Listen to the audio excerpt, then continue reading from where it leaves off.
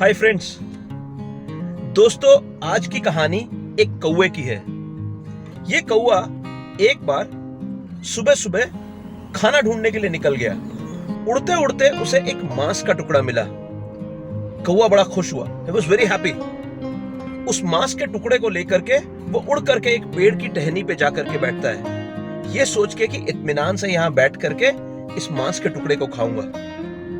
जब वो पलट के देखता है, वो देखता है काफी सारे गिद्ध यानी कि वल्चर्स एंड ईगल्स इसका पीछा कर रहे हैं। कौवा इस मांस के टुकड़े को लेकर के तेजी से उड़ने लगता है और ऊंचाई पे जाने लगता है और ऊंचाई पे जाने लगता है, लेकिन ये गिद्ध और ये चीलें इसका पीछा नहीं छोड़ती।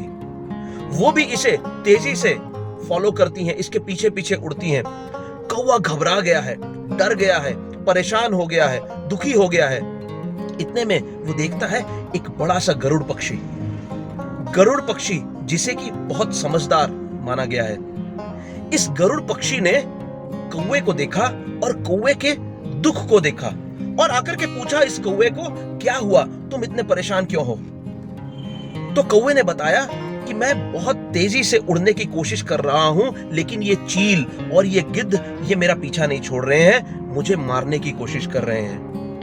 मुझे समझ में नहीं आ रहा मैं क्या करूं।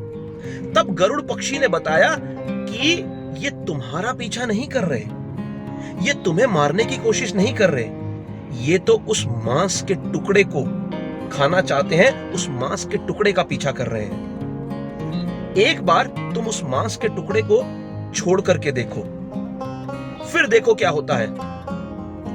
गरुड़ पक्षी की बात मानते हुए उस कौवे ने मांस के टुकड़े को छोड़ दिया।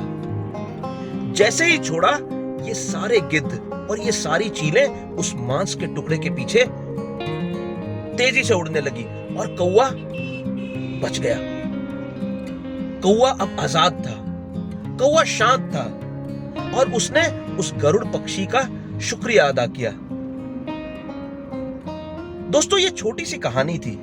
आपको नहीं लगता इसमें हमारे पास सीखने के लिए बहुत कुछ है? कई बार हम भी इसी तरीके से परेशान हो जाते हैं, दुखी हो जाते हैं, स्ट्रेस्ड हो जाते हैं, डर भी जाते हैं। कभी सोचा है ऐसा क्यों होता है? मैं बताता हूं। हमें कई बार अपनी कई सारी अचीवमेंट्स पे घमंड हो जाता है। मेरे पास बहुत बड़ी गाड़ी है, मेरे पास इतनी ज्यादा जमीन जायदाद है, लोगों को मुझे रेस्पेक्ट देकर के बात करनी चाहिए। अगर हम अपनी इस ईगो को छोड़ दें, जैसे कि कौवे ने मांस के टुकड़े को छोड़ दिया था, आपको नहीं लगता कि हमारी जिंदगी भी थोड़ी सी सुखी हो जाएगी? हम कई बार इरिटेट हो जाते हैं दूसरों की बातों से कि सामने वाले ने मुझे इज्जत नहीं दी, सामने वाले ने मुझे रेस्पेक्ट नहीं दी, मैं इतने ज्यादा रुतबे को डिजर्व करता हूं, सामने वाले को मुझसे ढंग से बात करनी चाहिए थी। आपको नहीं लगता कि इस इरिटेशन को अगर हम छोड़ दें, जैसे कि कौवे ने उस मांस के टुकड़े को छोड़ दिया था, तो हमारी जिंदगी थोड़ी सी सुखी हो जाएगी? कई बार हम खुद को दूसरों के साथ कंपेयर करना शुरू कर देते हैं कि भाई सामने वाला तो देखने में कितना खूबसूरत है और भगवान ने मेरे चेहरे को ऐसा क्यों बनाया, सामने वाले के पास इतना धन दौलत, पैसा, इज्जत, शोहरत है, मेरे पास ये सारी चीजें नहीं हैं। कई बार ऐसा लगता है कि भगवान ने मुझे वो सारी चीजें नहीं दी जो मैं डिजर्व करता था। क्या आपको नहीं लगता कि जो भगवान ने आपको दिया है उतना ही कई लोगों के लिए खुशकिस्मती होगी? आपको नहीं लगता कि ये कंपैरिजन को अगर हम ड्रॉप कर दें, छोड़ दें, जैसा कि कौवे ने उस मांस के टुकड़े को छोड़ दिया था, तो हमारी जिंदगी थोड़ी सी सुखी हो जाएगी? ये सारी चीजें और ऐसी कई सारी चीजें जिन्हें हम पकड़ के रखते हैं, हमारे दुख का, हमारी तकलीफ का, हमारी परेशानी का कारण बनते हैं।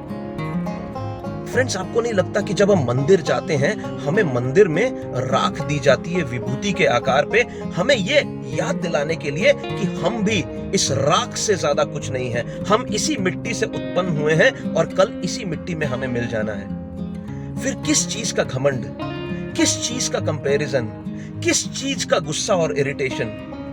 ये सब कुछ उस मांस के टुकड़े की तरह है जिन्हें कि हम पकड़ के रखते हैं और ये हमारे दुख का, हमारे परेशानी का, हमारे स्ट्रेस का, हमारे डिप्रेशन का कारण बनती है। एक बार इन्हें छोड़ के तो देखिए, आई एम वेरी श्योर जिंदगी में कुछ तो फर्क जरूर पड़ेगा।